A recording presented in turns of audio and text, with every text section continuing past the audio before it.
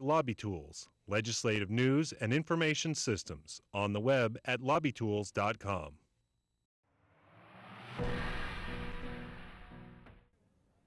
Could last week's long lines that had voters waiting up to 6 hours to vote be a direct result of this bill? In 2011, over the cries of voter advocates, state lawmakers passed HB 1355, cutting early voting from 14 days to 8. A lot of the problems we're seeing in this election were predicted.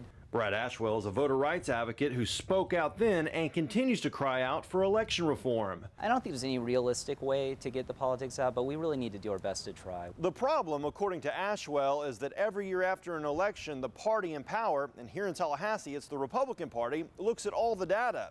They want to know who voted early, who voted absentee, and which method gave their opponents an advantage.